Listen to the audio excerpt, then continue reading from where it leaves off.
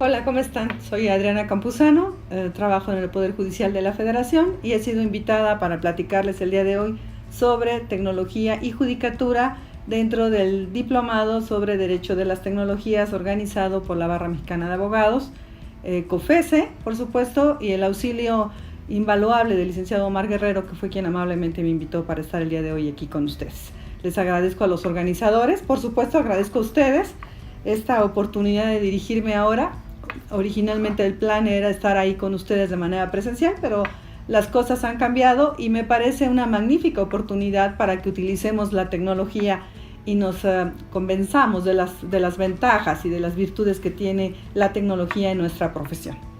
Un maestro mío de desarrollo humano un día nos dijo que los humanos tendíamos a ver los problemas como obstáculos cuando deberíamos de verlos como oportunidades, y este es el caso.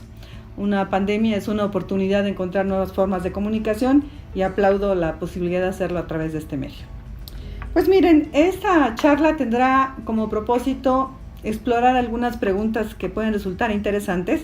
Una es cómo incide la tecnología en el trabajo de la judicatura, concretamente en la calidad de la justicia. Otra es si la tecnología puede auxiliar a las personas que participamos en la función jurisdiccional y en los procesos, o incluso puede sustituirnos. Y una tercera pregunta es cuáles son los límites o cuáles pueden ser las garantías para que esto funcione de manera adecuada. Me parece que el punto de partida debe ser considerar que los países están trabajando en la idea de tener un gobierno digital. Es decir, utilizar los medios tecnológicos para acercar a la población los bienes y servicios públicos, y la justicia, por supuesto, está dentro de este marco de actividades. Es una de las tres funciones básicas del Estado. La tecnología se vende diciendo que va a auxiliar concretamente en temas de justicia para lograr mayor eficacia, mayor eficiencia, transparencia, accesibilidad, va a combatir las dilaciones, va a colaborar en tareas que hasta ahora han enfrentado serios obstáculos. Y entonces el propósito de la charla de hoy es preguntarnos si realmente esto está pasando así en nuestro país. Cuando hablamos de judicatura, me parece que podríamos verla desde dos puntos de vista. La judicatura como organización encargada de un servicio público administrativo y la judicatura como función jurisdiccional. Como organización, en los últimos años, en las últimas décadas, en nuestro país y en todo el mundo, se han desarrollado numerosos esfuerzos tecnológicos que se han concretado en lo que aquí en México conocemos como los juicios en línea y la prestación de un sinnúmero de servicios digitales por parte de los tribunales de justicia. No solo a nivel federal en nuestro país, sino numerosos estados de la República. Algunos, los más pobres, los estados más pobres, no han tenido desarrollos específicos, pero en su gran mayoría, si ustedes revisan sus páginas institucionales, encontrarán incluso que utilizan conceptos como tribunal virtual o tribunal electrónico, y entonces uno se pregunta qué significa exactamente eso. Bueno, en principio significa que algunos tienen juicios en línea, y el juicio en línea, por definición, supone el uso de metodologías que permiten a las personas traspasar las barreras de tiempo y de espacio, de manera que pueden promover y presentar escritos y peticiones ante los tribunales en cualquier hora del día y desde cualquier lugar del país a través de una plataforma que permite hacerlo, y que además viene acompañado de algunos otros elementos, básicamente la existencia de un expediente electrónico, la existencia de notificaciones electrónicas y, por ejemplo, la realización de diligencias a través de videoconferencia o algunos otros medios que permiten la comunicación remota. Esto para nosotros a nivel federal no es una novedad. Desde 2011 el Tribunal Federal de Justicia Administrativa fue pionero en esta tarea. Hoy su juicio en línea funciona de manera ordinaria y ha habido miles de casos resueltos a través de estos medios tecnológicos, y por supuesto el juicio en amparo a partir de la nueva ley de amparo y los esfuerzos por acercar a la población estos medios de justicia. Pero además, paralelamente de esto, en otras latitudes y en México también, hay otros muchos servicios digitales. De hecho, el primero y básico tiene que ver con las plataformas que por obligación deben tener las entidades públicas, que son las plataformas de información pública y de acceso a la información y protección de datos personales.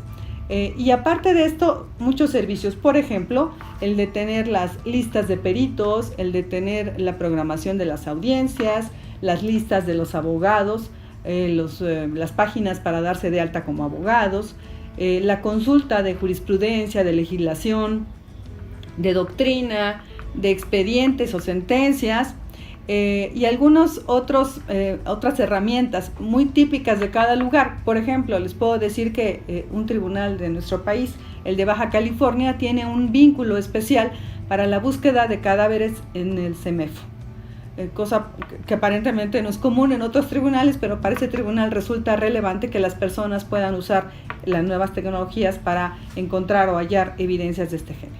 De manera que en todo el mundo se ha hecho un esfuerzo, alguno planeado y otro accidentado, por incorporar las nuevas tecnologías al trabajo de los tribunales y facilitar la comunicación con los usuarios y con los expertos que realizan labores relevantes.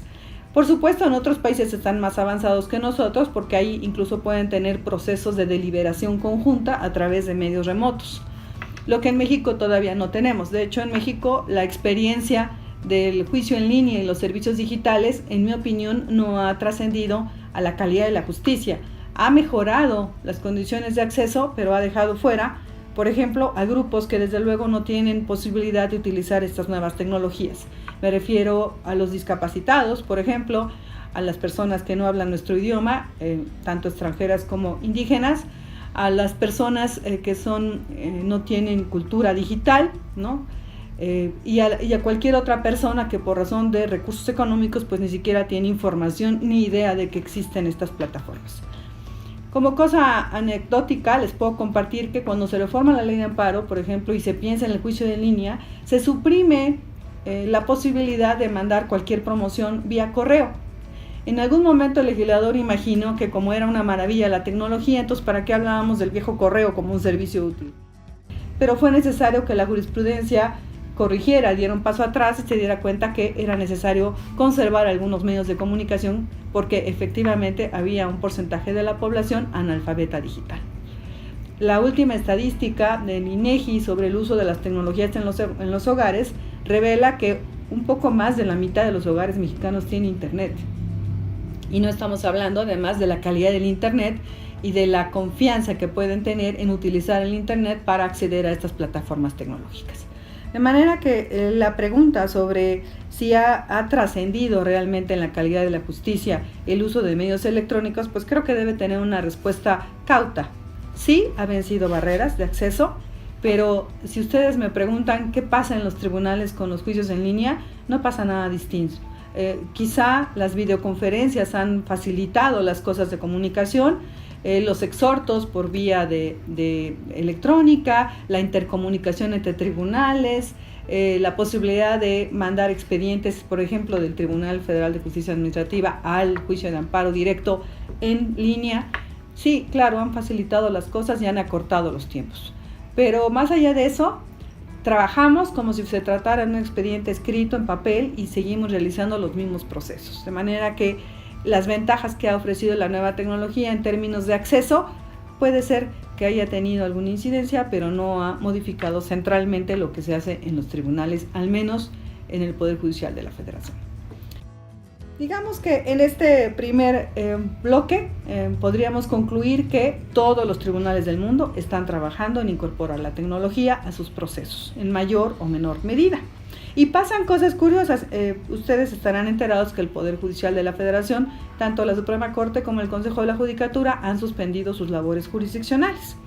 Bueno, pues en los acuerdos que se están empleando para instrumentar la medida, precisamente se está previendo que aquellos tribunales que deben permanecer de guardia, porque tienen el conocimiento de asuntos urgentes, en caso de que deban sesionar como tribunales colegiados, tendrán que hacerlo o podrán hacerlo de manera remota, lo cual implicará que por primera vez una sesión no se celebre de manera presencial con la asistencia física de las personas que ocupan los cargos de magistrados y magistradas, sino a través de medios electrónicos, lo cual es un gran avance. Como ven, a veces las dificultades son oportunidades.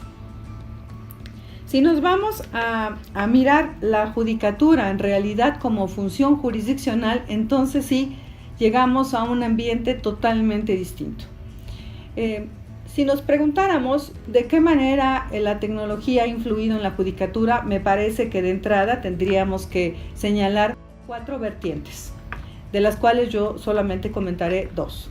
La primera vertiente es el cambio que ha sufrido el derecho con motivo del uso de las nuevas tecnologías y el impacto de las tecnologías en nuestras formas de vivencia, en cómo los humanos nos comunicamos, cómo compramos, cómo trabajamos, cómo nos interrelacionamos, cómo nos concebimos y cómo nos construimos como personas, cómo ejercemos nuestros derechos y las amenazas que la tecnología representa para el ejercicio de estos derechos y las ventajas que la tecnología representa para estos mismos. Entonces, en la medida en que el derecho se transforma, y la prueba pues es lo que hemos estado trabajando en este espléndido diplomado, en esa medida naturalmente impacta en las labores de la judicatura. ¿Por qué? Porque los jueces tendríamos que estar preparados y capacitándonos de manera permanente para comprender estos nuevos fenómenos y ser capaces de encontrar la manera de usar nuestras viejas reglas de derecho, nuestros principios hoy, para resolver los conflictos que nos proponen los ciudadanos. De manera que ese es todo un mundo de cuestiones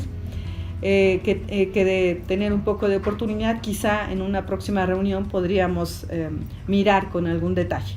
Para los que estén interesados sobre todas las consecuencias que pueden derivar de estos cambios para el derecho, bueno, los invito a leer mi libro, Inteligencia Artificial para Abogados, que finalmente está dedicado precisamente a despertar la curiosidad y la preocupación de los abogados en estos temas. Una segunda vertiente, que tampoco voy a tratar porque ustedes la van a ver en otro módulo del diplomado, tiene que ver con aquellos casos en donde precisamente se excluye a la judicatura. Estoy hablando de los procedimientos para la resolución de controversias, por ejemplo en línea, o mecanismos alternativos de solución. Con motivo de las nuevas tecnologías, cada vez hay mayor número de asuntos que se llevan a estas plataformas y a otros sistemas y a otras formas de solución de conflictos, de manera que claro que hay una incidencia directa. Se está demostrando que no hace falta ir a un tribunal del Estado para resolver un conflicto y que las partes, a través de un fenómeno de autocomposición o de heterocomposición, pueden lograr la solución a sus problemas. La tercera manera, el tercer grado de incidencia tiene que ver con lo que ocurre en el proceso. Cuando hablamos del proceso judicial, ahí tendríamos que mirar, por supuesto, lo que primero viene a la mente cuando hablamos de tecnología, es el aspecto forense, el tema de las pruebas y las evidencias que se pueden aportar en un juicio. Y ahora aquí, los abogados están interesados en ofrecer nuevas pruebas, pero existe una inexperiencia manifiesta tanto de ellos como de los juzgadores para proveer y preparar la prueba.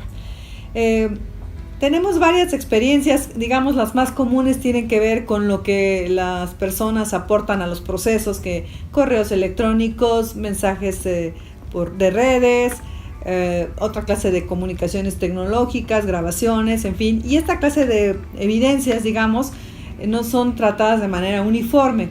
Existe dudas sobre cuál es la mejor manera de ofrecerlas. Es más, los tribunales hemos avanzado, a veces incluso sin considerar que las partes no los propongan, cuando vemos que hay, por ejemplo, información en la web que puede resultar útil al proceso, y entonces se trata de información pública, por ejemplo, ¿no? Y ahí recuerden ustedes que está dejado ahí oculto en algún closet guardado aquella idea de por ejemplo, las publicaciones periodísticas que hace muchos años fueron motivo de pronunciamientos por los tribunales, cómo podían ser valoradas como indicios. Hoy las cosas han cambiado porque las páginas públicas, las páginas oficiales, se pueden considerar por algunos tribunales como hechos notorios, y esto ha facilitado y ha permitido traer a juicio información de suma utilidad. Pero si hablamos de otra clase de evidencias, bueno, la tecnología nos ofrece la posibilidad de traer información incluso que es desconocida por los autores de la información. La Suprema Corte hace años revisó un caso en donde en un proceso de divorcio se aportaba como prueba unos mensajes que había extraído del celular de su esposa.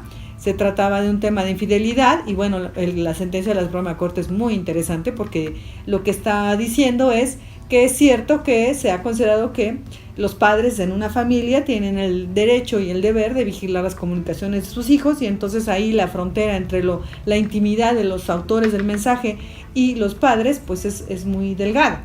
por este deber de cuidado. Pero es muy claro y dice, pero tratándose de una pareja, no hay ninguna razón para que una persona invada la intimidad de las comunicaciones privadas de su pareja pretexto de vigilarla o cuidarla, ¿no? Entonces, ahí la Suprema Corte ha ido avanzando en algunos criterios para considerar cuándo una persona que participa en una conversación a través de medios tecnológicos puede aportar al juicio esa conversación en la medida en que esa persona participó en ella. Es decir, ahí no se considera que hay una invasión a la privacidad del otro en la medida que se trata de una comunicación que ambos establecen a través de esos medios. Distinto es cuando una persona extrae información del teléfono de un tercero, entonces ahí la regla sí no permite que la traigamos como evidencia al juicio. Pero hay cosas mucho más complicadas que estas. Por ejemplo, un caso que refiere la doctrina extranjera de una persona que tenía problemas para ver los colores, sufría una enfermedad que supone que todo lo ve en blanco y negro. Entonces, para remediar la situación, se le hizo un implante de una antena que se comunicaba a su cráneo, pero con algunas mejoras, y ahí estamos entrando en un tema de enorme debate, que es estas posibilidades de mejorar la condición humana, no solamente de corregir nuestras deficiencias a través de mejoras tecnológicas o implantes tecnológicos. Bueno, esta persona, el tema es que le implantan una antena y ¿por qué no? Aprovecharon para que a través de esa antena, por un lado, pudiera mirar no solo los colores, sino, por ejemplo, los rayos ultravioleta, pero además pudiera grabar aquellas cosas que la persona veía. ¿Y qué pasó en un litigio? Pues pasó que esta persona tuvo un conflicto que llegó a tribunales y aportó como prueba justamente la grabación de aquello que él había visto, que se refería a una agresión que había sufrido en una empresa. Y ahí la discusión era si debía o no recibirse como prueba esta grabación, porque el argumento era pues que se había grabado sin el consentimiento de los otros. Como ustedes ven, el tema está abierto a múltiples oportunidades, pero el tema que a mí me parece importante destacar es que cuando unos abogados ofrecen una prueba en un proceso, tienen que ofrecer también la argumentación necesaria para que el tribunal primero valore de dónde proviene esta prueba y qué fiabilidad tiene y qué capacidad tiene la prueba de probar un hecho. El Código Federal de Procedimientos Civiles se reformó justamente para permitir que se aportaran al proceso pruebas nuevas que aportara la ciencia y la tecnología, y entre ellas está, por supuesto, los medios digitales. Pero una condición que establece el código es que los jueces tengan posibilidad de conocer de dónde proviene la prueba, cómo se confeccionó, para poder valorarla.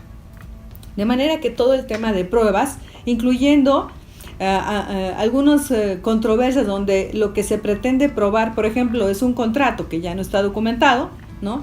O una firma que ya no existe, porque ahora el consentimiento se expresa a través de símbolos, de rostros, de emojis, si esto es un contrato o no lo es. Es decir, tenemos una puerta abierta a la manera que hoy se puede probar un acto jurídico y la manera en que esta prueba se puede ofrecer en el proceso. Es muy relevante que los tribunales tengamos apertura, pero esta apertura no se puede lograr si los abogados no hacen su trabajo de traernos estas nuevas evidencias a los procesos y de argumentar en la necesidad de valorarlos de manera correcta. De manera que en esta vertiente de la incidencia en el proceso, el tema forense inicial es la valoración de la prueba, la producción de la prueba en el proceso, las garantías que existen en las partes para la prueba. Y específicamente en prueba científica, imaginen hoy que tengamos un conflicto sobre si este evento de la pandemia afectó o no a una persona en su desempeño, por ejemplo, o si causó o no la muerte, o si en un tema de responsabilidad hospitalaria, por ejemplo, estuvo o no enfermo. Vamos a necesitar pruebas científicas. Y ustedes saben, en Estados Unidos hay, digamos, una metodología para valorar las pruebas científicas, y esa metodología, no obstante que está ampliamente explorada y desarrollada en Estados Unidos, en el caso de México ni siquiera es considerada de manera habitual. Es decir, no tenemos este piso a partir del cual los abogados, tanto los litigantes como los de la judicatura, tengamos un lenguaje común, un referente común para el momento de valorar las pruebas. Difícilmente los jueces requieren a los abogados para que cuando ofrecen la prueba pericial en cualquier ciencia o arte cumplan un estándar mínimo. que tendría que ver con la calidad de los expertos, con la calidad del interrogatorio, con la manera en que el interrogatorio va a ser útil para resolver el litigio en el proceso. Lamentablemente, la experiencia que tenemos los jueces es que frecuentemente el abogado, cuando hace las demandas, no conoce la parte científica o la parte técnica del conflicto. Supone que su perito va a resolver esta deficiencia y el problema es que aquello que debe decir en las demandas no lo dice y supone que la prueba pericial va a aportar información que él no incorporó al litigio a través de su escrito inicial. Esto a donde nos conduce a que cuando la prueba pericial se ofrece sobre temas científicos o tecnológicos no es admitida al proceso porque está abordando cuestiones que no fueron oportunamente planteadas por los abogados. Ya no decirles del cuestionario. Cuando se elabora el cuestionario para una prueba científica o una prueba pericial en temas de tecnología, estamos viendo que el cuestionario lo elabora el perito, pero no lo entiende el abogado. Y bueno, entonces ustedes podrán preguntarse, ¿lo va a entender el juez? Porque para entender el cuestionario tendríamos que tener una explicación de un experto que nos permitiera advertir si esas preguntas son conducentes o si son útiles para poder calificarlas. Y luego, para poder entender la respuesta, tendríamos que al menos tener un lenguaje básico común, compartido. Hoy estamos enfrentando esos problemas en litigios que tienen conexión con temas tecnológicos, como puede ser telecomunicaciones, como puede ser competencia económica, por supuesto, pero también todo lo que tiene que ver con la reforma energética, donde hay contratos de alta especialidad y temas regulatorios, sobre todo, muy técnicos, ¿no? Entonces, las nuevas tecnologías ofrecen una cantidad de problemas en el tema forense muy, muy importantes y lo que necesitamos es que los abogados trabajen en eso para que nos obliguen a la judicatura a trabajar también en esos temas. Otro tema igualmente relevante por lo que hace a la tecnología y judicatura es la cantidad de sistemas que tienen hoy los abogados en México y en otras partes del mundo donde hay desarrollos tecnológicos más importantes para el auxilio de sus labores. Sepan ustedes que hay en el comercio de Estados Unidos y de Europa y empieza a haber en México poco a poco servicios jurídicos de asesoramiento o de auxilio para los abogados. Quiere decir que hoy un abogado podría contratar los servicios de una empresa especializada en un tema que le va a ofrecer información y asesoría técnico-jurídica en esa especialidad precisamente. Esto implica que haya hoy empresas que sean capaces de, por ejemplo, hacer ejercicios argumentativos que ofrecen al cliente, construcción de escenarios, hacer teorías del delito, plantearle posibilidades y soluciones jurídicas que el abogado no pudo haber pensado quizá por no ser experto en la materia. Recuerden que de acuerdo con los expertos en tecnología, lo que pasa o lo que pasará en corto plazo es que no habrá abogados que puedan trabajar de manera sola, es decir, por su propia cuenta, sino que el trabajo y el litigio tendrá que ser un trabajo en red, es decir, la participación de especialistas en diferentes ramas que tendrán que trabajar de manera conjunta en equipo para que de una manera interdisciplinaria se puedan abordar los problemas. Entonces hoy están a disposición, insisto, en otros países, pero México empieza a ofrecerlos, servicios para los abogados en donde ellos pueden obtener estos elementos que pueden traer al proceso.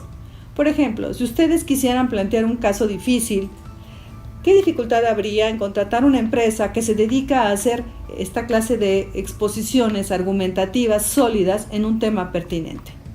¿Qué abogado se negaría a contratar a una empresa que hiciera eso y que le permitiera incorporar en sus promociones, en sus demandas, en sus escritos, esta clase de actividades?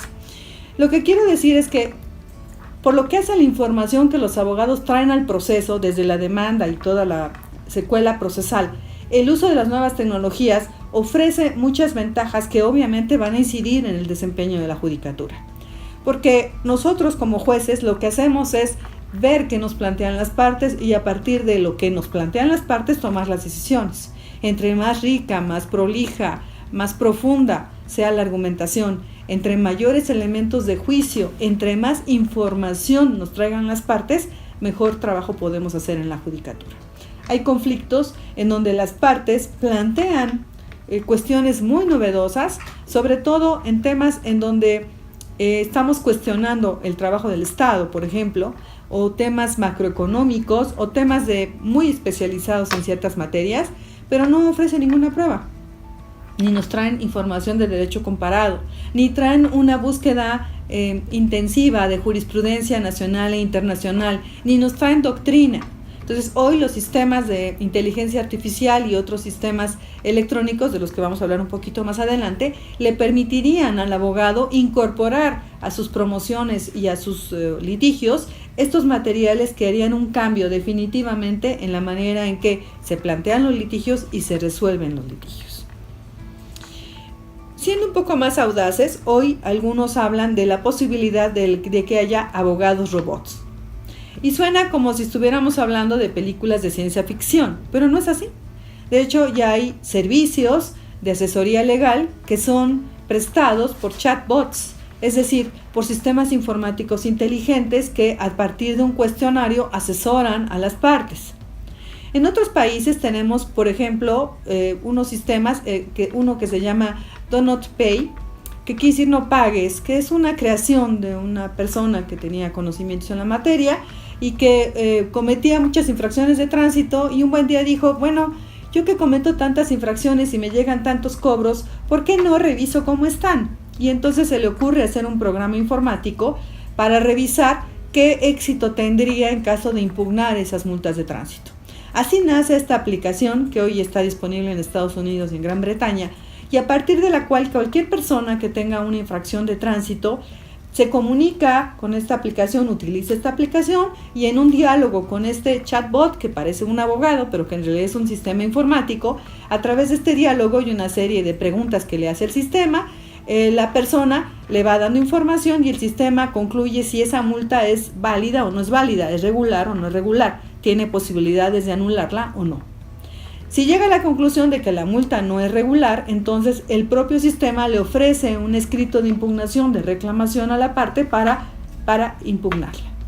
Esta clase de asesoramiento legal que existe en esos países también empieza a existir en México cuando, si ustedes dan una búsqueda en la web, van a encontrar servicios de asesoramiento en línea. Ni siquiera sabemos bien a bien si es humano o es una máquina con aquel con el que estamos interactuando. Para no ir más lejos, por ejemplo, hoy en la pandemia el gobierno está ofreciendo la posibilidad de enviar un mensaje a un número telefónico y recibir a cambio de ese mensaje un cuestionamiento sobre varios aspectos que van a determinar si la persona debe o no acudir a hacerse la prueba del virus. Este sistema a través de un diálogo en donde yo exploro tu condición a partir de un conjunto de una batería de preguntas predeterminada, y a través de eso hago una valoración personal, es justamente como están operando estos nuevos sistemas de asesoramiento legal. Es más, hay algunos proyectos en donde ya tenemos robots abogados, o sea, humanoides con apariencia física humana, que son abogados que además incluso son capaces de darle información a las personas, hacerle saber sus derechos o interactuar con ellos en asesoramiento legal. Yo les pregunto, ¿les parecería descabellado que en un proceso, imaginen ustedes en un proceso oral, una audiencia, un abogado humano venga acompañado de un robot abogado?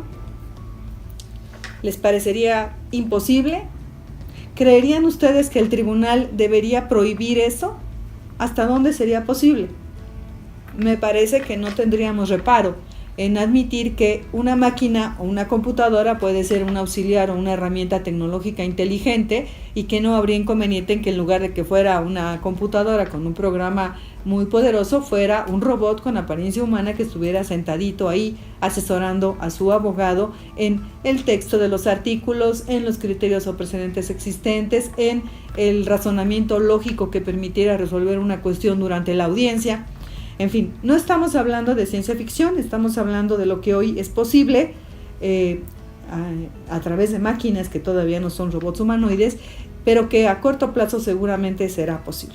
De hecho, ya hay numerosos sistemas que seguramente verán ustedes en alguna otra sesión, que ya dan esta clase de servicios, que a lo mejor no van a los procesos judiciales, pero que sí van, por ejemplo, a tomar clases, ¿no? O a donde se están programando para tener esta clase de herramientas en favor de los abogados. Entonces, hasta aquí lo que tiene que ver con esta información para los procesos. Incluiría yo en esta dimensión de la incidencia un tema que ha generado un gran debate, que en este diplomado ha estado en comento. Alguno de los expositores lo ha platicado, que tiene que ver con la creación de perfiles para efectos judiciales. El caso que más se conoce y por el cual se ha comentado es el caso del COMPAS. El COMPAS es un programa que se usa en más de 20 estados de la Unión Americana y que además está siendo imitado en otras jurisdicciones, que se construyó por una empresa privada y que lo que busca es predecir si una persona va a ser reincidente en temas criminales. ¿Para qué? Lo usa el sistema de justicia norteamericano para efectos de imponer sanciones alternativas. De hecho, ese es su nombre, es un acrónimo de las palabras que designan este programa, que está compuesto de 137 preguntas. Ninguna de ellas tiene que ver con el origen étnico de las personas y sin embargo ha sido acremente discutido y criticado porque se hizo un estudio por una organización no gubernamental en Estados Unidos en donde se demostró que tenía un sesgo discriminatorio este programa. El caso es el caso del señor Loomis, que es una persona que tuvo relación con la comisión de un delito, pero que no fue detenido como autor del delito, iba circulando, se hizo una redada en el lugar, se le detiene y se le encuentra que estaba cometiendo una infracción menor y entonces se le sigue un proceso y para imponerle la sanción el tribunal considera la información que arroja este programa COMPAS, que es el que le ofrece la parte de persecución, o sea el fiscal. Lo considera y como de acuerdo con este programa tiene una elevada posibilidad de reincidir en el crimen, entonces le imponen una determinada medida sancionatoria. Cuando se revisa los resultados del COMPAS por parte de este proyecto ProPublica, se llama la organización no gubernamental, se encuentra, según sus resultados, que el programa es discriminatorio porque arroja resultados asociados con el color de la piel o con la condición social de las personas y entonces concluye que hay un sesgo de discriminación. Y se abre un gran debate sobre si se pueden construir perfiles de esta naturaleza.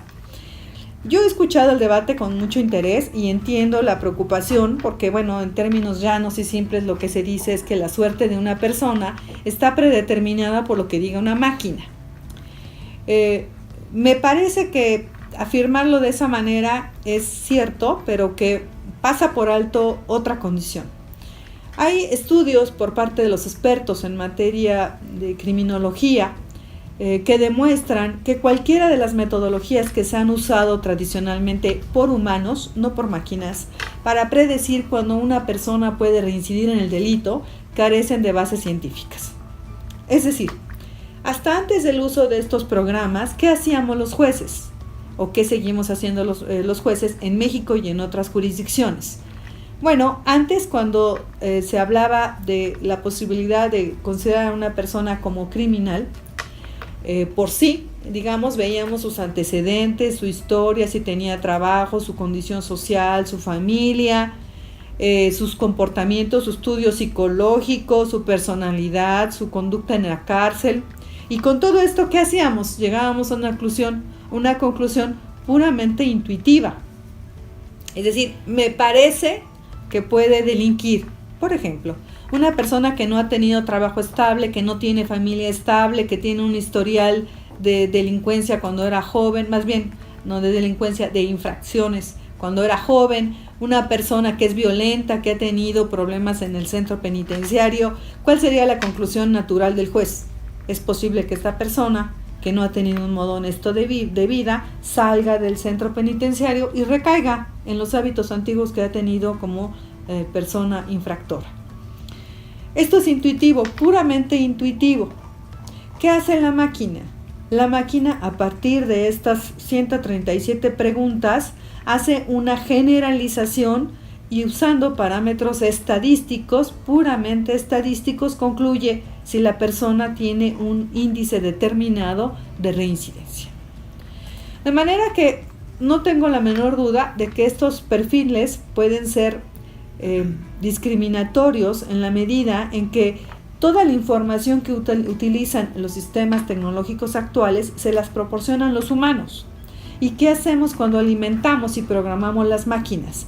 Les damos la información desde el punto de vista del programador o de la empresa que ordena que se haga el programa a partir de cierta información, de manera que los sesgos humanos de discriminación se incorporan a las máquinas y los resultados obviamente son discriminatorios. Pero la pregunta es, ¿creen ustedes que los jueces no tenemos sesgos discriminatorios? Cualquiera que tenga una larga vida en los litigios y en los tribunales deberá saber que los jueces somos identificados por nuestras creencias, por nuestras tendencias. Este juez es muy duro, este juez siempre deja en libertad, este juez es blando, este juez cuando se trata de estos delitos impone estas penas, este juez es progresista, este juez es activista. De manera que decir que somos agentes asépticos me parece que es desconocer la realidad. Y entonces hacer una crítica a esta clase de instrumentos me parece desmedida en la medida en que pasamos por alto que de cualquier manera la decisión va a tener un sesgo. Lo relevante, más allá de si se usan los perfiles creados por estos sistemas inteligentes, en mi opinión, es considerar lo que dijo el tribunal que revisó esta sentencia.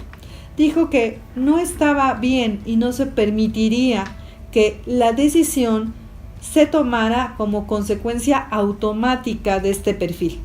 Es decir, que tomando en cuenta solo el perfil, se tomara la decisión, pero que sí se permitía que el perfil, junto con otros elementos que pudiera considerar el tribunal, participara en el análisis para llegar a una conclusión, que es, en realidad, una de las advertencias o conclusiones a las que llegó la Comisión Europea sobre la eficiencia de la justicia, de la que voy a hablar un poquito más adelante. De manera que, para concluir este segmento, en el proceso, las partes, incluyendo en este caso estoy hablando del Estado, porque era una acción pública, nos pueden aportar a los jueces información que pueden provenir de sistemas tecnológicos, bancos de datos o sistemas inteligentes. Y lo relevante es que no nos asustemos ni nos opongamos al uso de las nuevas tecnologías, más bien que nos hagamos cargo de las consecuencias que pueden tener el traer estos elementos al escrutinio judicial. El cuarto rubro de incidencia del derecho en la tecnología y en la judicatura es sobre el acto preciso de juzgar. Y bueno, para comenzar eso, creo que tendríamos que preguntarnos algo que seguramente ustedes tienen muy claro porque lo han visto a lo largo de todo el diplomado, que es ¿qué hacen los sistemas inteligentes? Es decir, los de las tecnologías que realmente hoy se están desarrollando a gran velocidad. ¿Qué hacen? Lo que hacen es copiar, imitar, replicar los procesos cognitivos humanos. Es decir, buscan información, la clasifican, la organizan, la procesan, identifican problemas, elaboran soluciones, toman decisiones y aprenden. Aprenden porque, como ustedes seguramente verán en otro módulo de este diplomado, lo que hoy está pasando es que los sistemas informáticos de vida inteligente reproducen la información que dan sus programadores y realizan los procesos cognitivos. Y el resultado es que, entre otras variedades de inteligencia artificial, sean capaces de aprender, es decir, que a medida que van experimentando las acciones para las cuales han sido programadas, estas nuevas experiencias van dejando huella en el sistema, de manera que a partir de estas nuevas experiencias, esta información se retroalimenta en el sistema y entonces el sistema, a partir de nueva información, llega a nuevas conclusiones.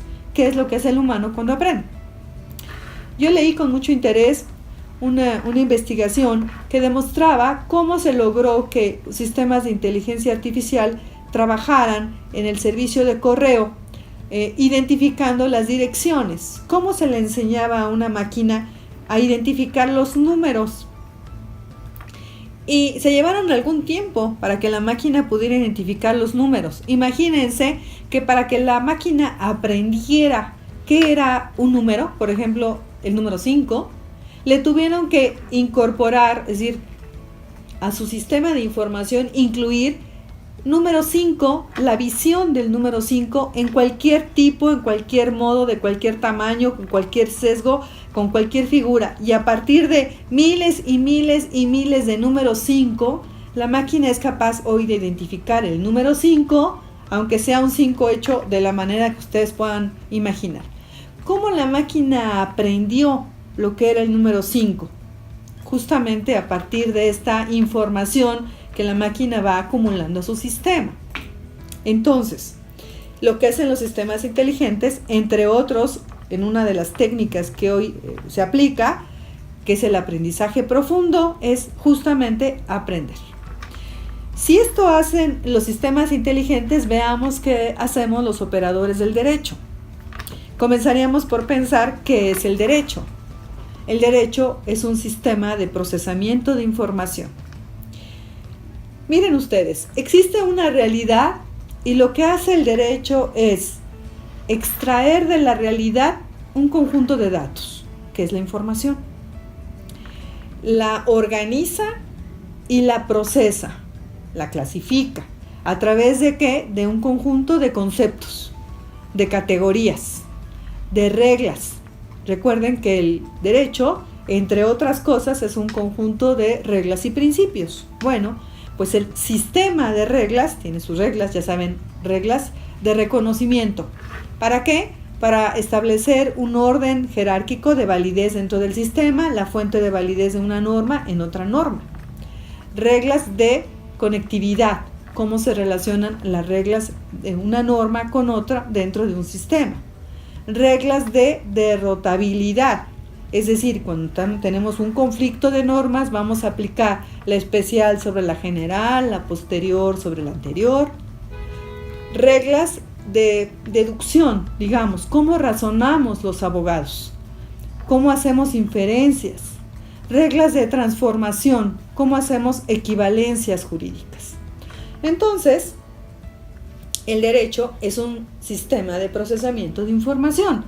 Además, tenemos un catálogo de razonamientos, un catálogo de soluciones jurídicas, un conjunto de principios, de bases epistemológicas de la ciencia del derecho, una teoría general del derecho. Bueno, pues si así funciona el derecho, comprenderán ustedes que los expertos en informática han considerado que el derecho es un campo fértil para que los sistemas inteligentes trabajen, porque los sistemas inteligentes hacen lo mismo que el derecho. Son sistemas de procesamiento de información. A partir de esto, entonces, se han obtenido productos de la colaboración entre la tecnología y el derecho que impactan en la judicatura.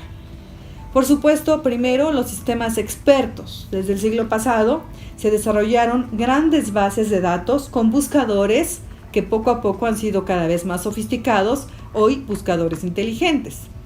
A través del conocimiento se llamaron sistemas expertos porque era el conocimiento en un área específica del derecho que tenía un experto en esa materia y se vaciaba en bancos de datos y a través de bancos de datos, motores de búsqueda especiales, se lograban resultados, que son las consultas que podemos hacer hoy de manera cotidiana y que se usan en muchísimas disciplinas jurídicas. Regresando al libro, si se dan ustedes una asomada a mi libro, encontrarán cómo hay sistemas de búsqueda de información para las cosas más especializadas. Por ejemplo, valoración de bienes inmuebles, riesgos en derecho marítimo. Es decir, cualquier disciplina jurídica puede ser transformada en un sistema experto donde haya, por supuesto, la capacidad económica y tecnológica para hacerlo y el tiempo y la dedicación para integrar ese banco de datos y crear los motores de búsqueda y de inferencia que son necesarios. Ahí necesitamos a los expertos. En la judicatura y en los temas que tienen que ver con los procesos, ya hay sistemas expertos que nos permiten consultar, por supuesto, legislación, jurisprudencia, sentencias, criterios y toda esa información por supuesto, da resultados muy superiores a los que cualquier humano podría tener. Entonces, el primer producto, el más visible, fueron los sistemas expertos. Luego se buscaron la construcción de redes neuronales. Las redes neuronales son proyectos de sistema que se construyen a partir de cómo funciona el cerebro humano, es decir, la red de neuronas. Y también tenemos proyectos que trabajan ontologías, que son redes de conceptos que se vinculan unos con otros con cierta lógica y que nos permiten llegar a conclusiones cuando se hacen consultas. Entonces, hoy los sistemas tecnológicos pueden ofrecernos consultas y soluciones jurídicas. Estos sistemas expertos y estos proyectos de inteligencia artificial empiezan a trabajar en los tribunales y para los abogados, tratándose de decisiones judiciales. Y entonces, la pregunta es si estos mecanismos y instrumentos tecnológicos pueden auxiliar a los jueces en la función y en el acto de juzgar, o si incluso pueden sustituirlos. Y aquí viene, digamos, un primer acercamiento a qué hacemos los jueces. Bueno, somos operadores del derecho, pero como bien ha dicho Posner, que es un experto en cómo trabajamos los jueces, y ya lo comenté hace unos minutos, no somos seres asépticos.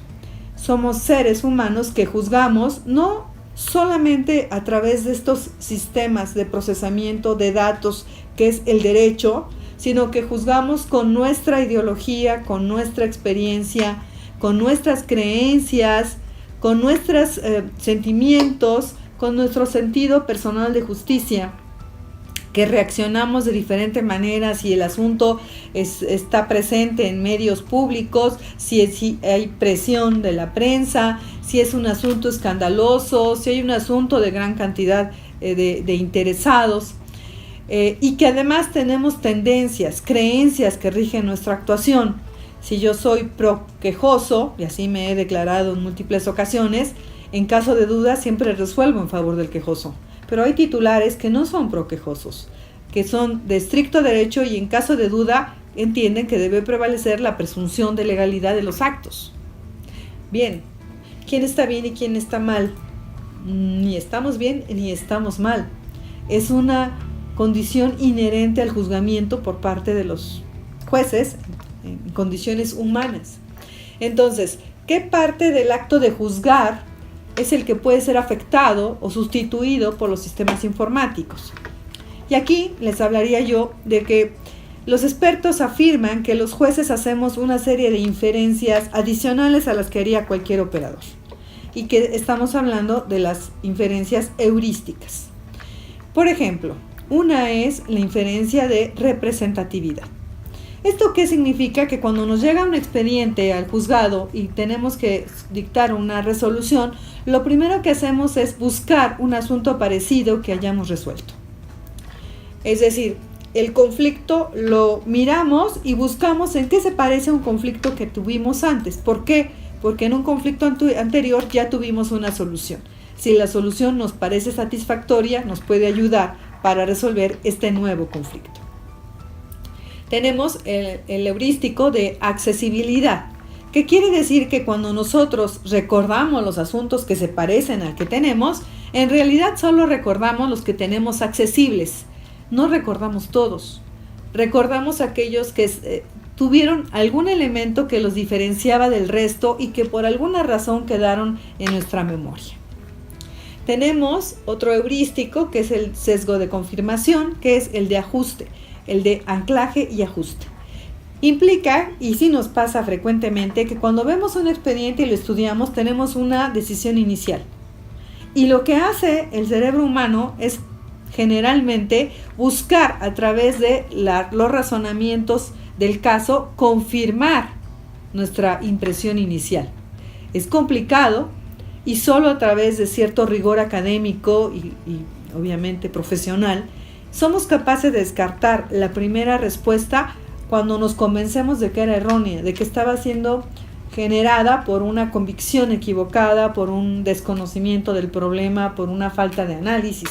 Pero en general digamos que tenemos que trabajar de manera intencional para vencer nuestra primera impresión.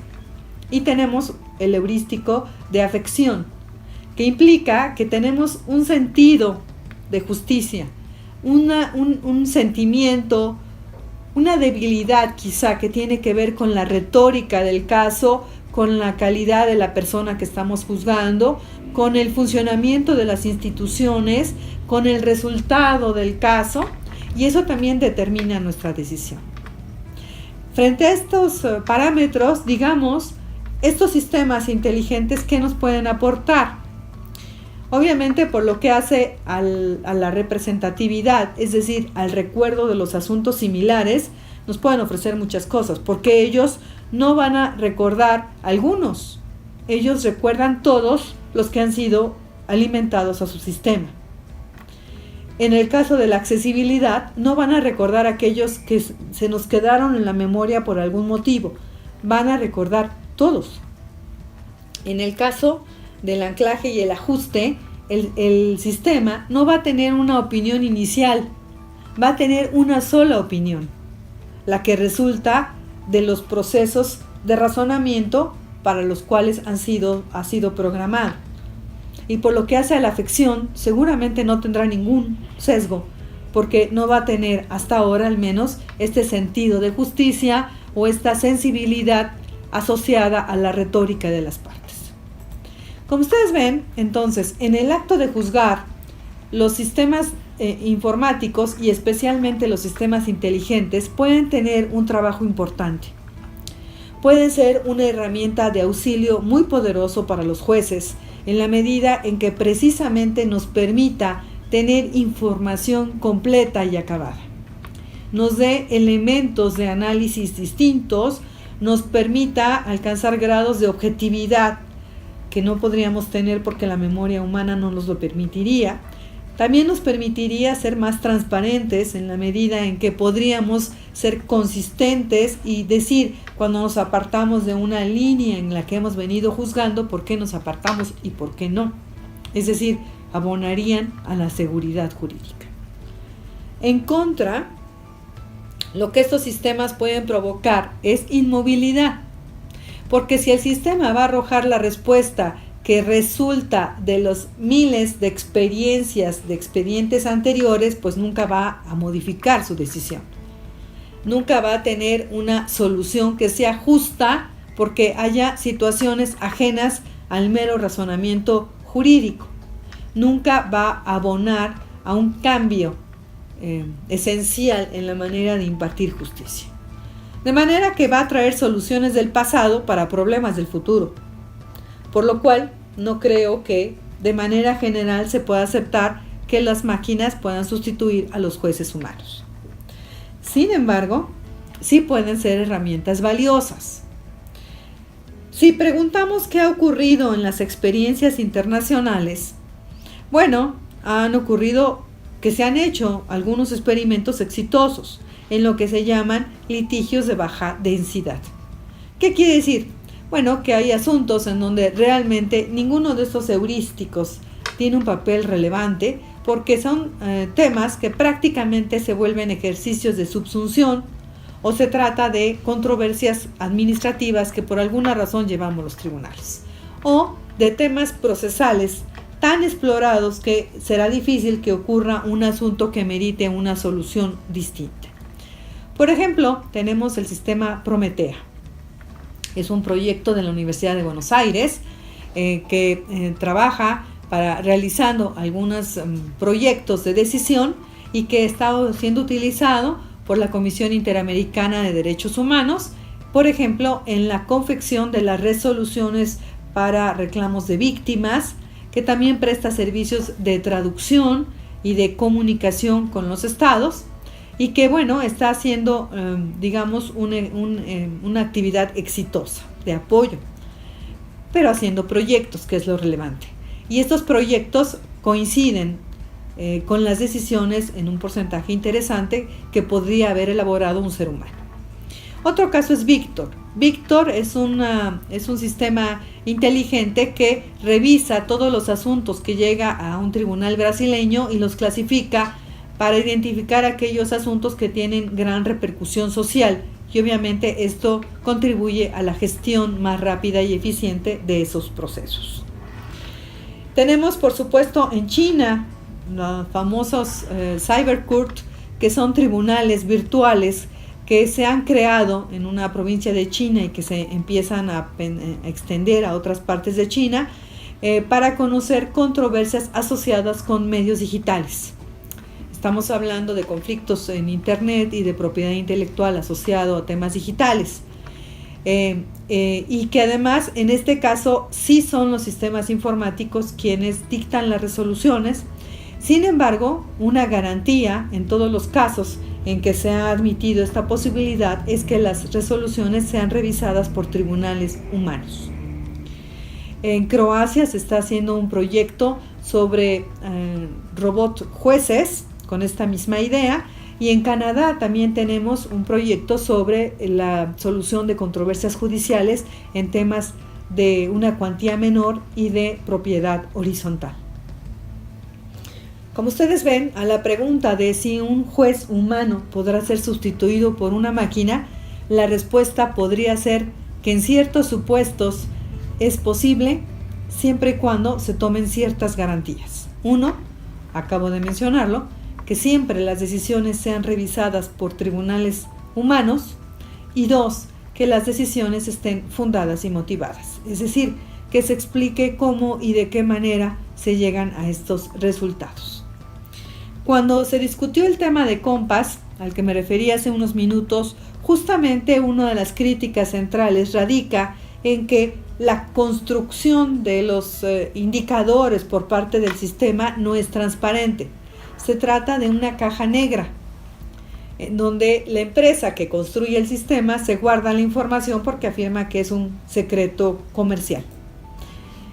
Cuando estamos hablando de estos sistemas que pueden dictar resoluciones en procesos judiciales, habría que considerar si se puede explorar y conocer por parte de los justiciables cómo llegó a esas conclusiones.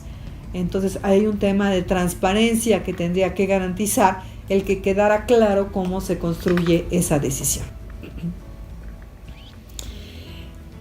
Algunos plantean si tenemos derecho a ser juzgados por humanos. Es decir, si la posibilidad de que un sistema informático nos juzgue sería violatorio del derecho de acceso a la justicia. Y hay quienes afirman que todas las declaraciones de derechos humanos del mundo, cuando hablan de que toda persona tiene acceso al debido proceso y dentro de este a ser oído por un tribunal imparcial, está pensando en un tribunal humano. Y queda claro que así ha sido. Aquí la pregunta es si cabría una interpretación evolutiva. Sí, evidentemente, las constituciones no habían pensado en la posibilidad de que un sistema informático nos juzgara. La pregunta es, ¿tendríamos que admitir una interpretación evolutiva siempre y cuando se dieran ciertas garantías de la eficiencia de los sistemas? En China, que han instrumentado el sistema, dicen que la justicia tardía no es justicia y lo que están garantizando es la solución pronta de controversias.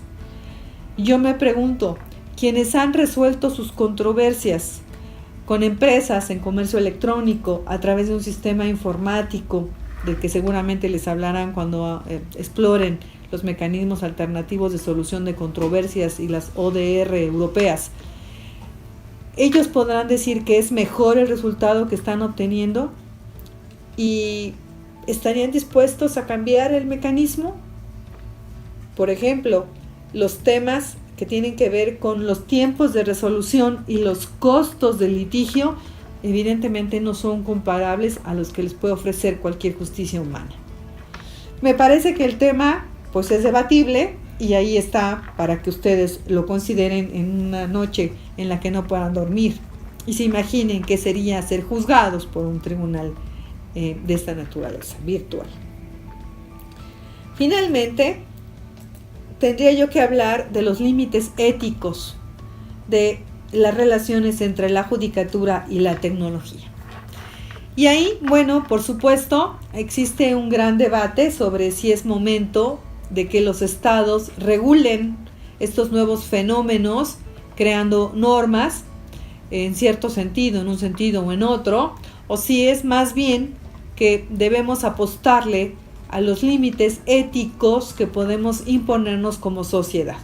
Y ustedes, si revisan un poco el tema, encontrarán que hay múltiples ejercicios por parte de empresas públicas y privadas, de organizaciones gubernamentales y no gubernamentales, no solo en Europa, sino en todas partes del mundo, incluso en México, en donde se está debatiendo la necesaria actividad de reflexión ética sobre estos temas.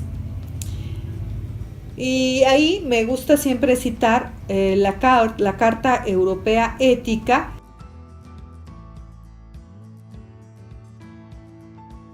Sobre este punto concretamente, la posibilidad de que los abogados, las partes y los tribunales, por supuesto, puedan usar sistemas predictivos. Ha habido un debate que recientemente tuvo una expresión muy concreta cuando Francia reforma una de sus leyes para prohibir que se usen los datos de los jueces para hacer perfiles con el fin de predecir su decisión en un asunto. El debate está abierto porque se afirma que, por un lado, hay quienes opinan que justamente estos programas utilizan información pública, que la idea de que se hagan públicas las decisiones de los tribunales es transparentar sus decisiones, rendir cuentas a la sociedad, pero más allá de eso, darle oportunidad a los justiciables de tener cierto grado de certeza, de confianza en cómo serán resueltos sus litigios de ser llevados a los tribunales. De hecho, un buen despacho, aunque no cuente con herramientas tecnológicas, tiene como trabajo prever cuál puede ser la decisión del juez en un asunto y preparar su defensa para lograr una decisión favorable a sus intereses. Hoy los grandes despachos que tienen un departamento tecnológico incorporado tienen precisamente sistemas que les permiten predecir cuál podría ser la solución si se llevara un conflicto a la judicatura o si se llevara un conflicto a medios alternativos de solución de controversia, o si no se llevara a un litigio ni a un conflicto de esta naturaleza, sino que se llegara a un arreglo amigable sin formalizar el conflicto. Entonces, la pregunta por parte de quienes opinan que justamente un producto de este proceso de transparencia es que se pueda hacer una predicción del fallo del juez, porque de esa manera se obliga al juez a ser consistente, objetivo, imparcial, a fundar y motivar sus fallos, y que entonces no tendría por qué prohibirse. Frente a esto, hay otra posición que opina que el permitir que se haga una predicción sobre los fallos de los tribunales ejerce una presión desmedida sobre los jueces y abre un mercado, el mercado de justamente de predicción de fallos judiciales, que puede resultar perverso porque se genera de manera inmoral expectativas en las partes sobre cuál tendría que ser la decisión si el juez fuera consistente con sus propios fallos. Otra vez el debate está abierto, es muy interesante. Si me permitieran expresar mi opinión, yo estoy por la apertura y me parece muy saludable que las partes puedan reconocer el trabajo de los tribunales, porque eso contribuye a que no dictemos resoluciones en un sentido y en otro, un día sí y un día no, un día concedemos y otro día negamos, un día condenamos y el otro día absolvemos, cuando se trata de litigios similares. Nos hacen ser más consistentes, me parece a mí, y más imparciales. Como ven, el tema ético es relevante y esta carta, les decía yo, la Carta Europea Ética, explora todos estos desarrollos que existen hoy en temas jurídicos que inciden en los procesos judiciales y en sus ambientes conectados. Establece unas recomendaciones desde el punto de vista ético de qué hacer con estos aportes de la tecnología a la judicatura. Establece rangos, digamos, de confiabilidad de ciertos sistemas y, por ejemplo, en este espectro considera que los buscadores inteligentes de legislación, de jurisprudencia, de doctrina, de sentencias son muy confiables. Considera también que, por ejemplo, estos mecanismos que permiten revisar contratos, búsqueda de conceptos, analizar grandes volúmenes de información en lugar de que tengan un ejército de abogados.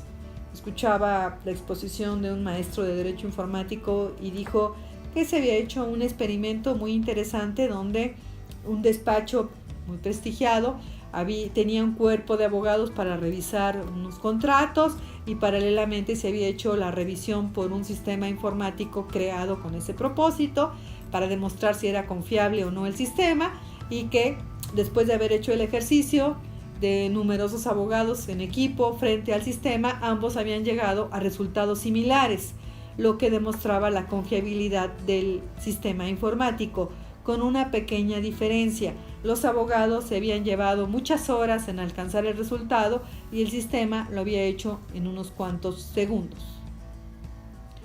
Lo cual implica que entonces el uso de estas nuevas tecnologías en los grandes despachos plantea, desde luego, la necesidad de ver la repercusión y la calidad del trabajo que puede tener un sistema informático. De ahí que la Comisión Europea esté recomendando que esta clase de sistemas se consideren como confiables dentro de ciertos límites.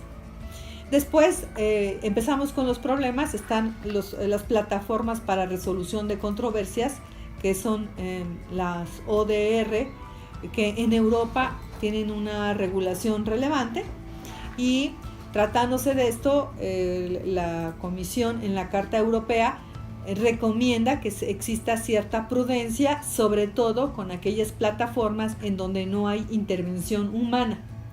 Hoy Europa permite que un sistema a través de una plataforma reciba las reclamaciones, las procese y las resuelva. Ya les platicarán de eso en otro módulo.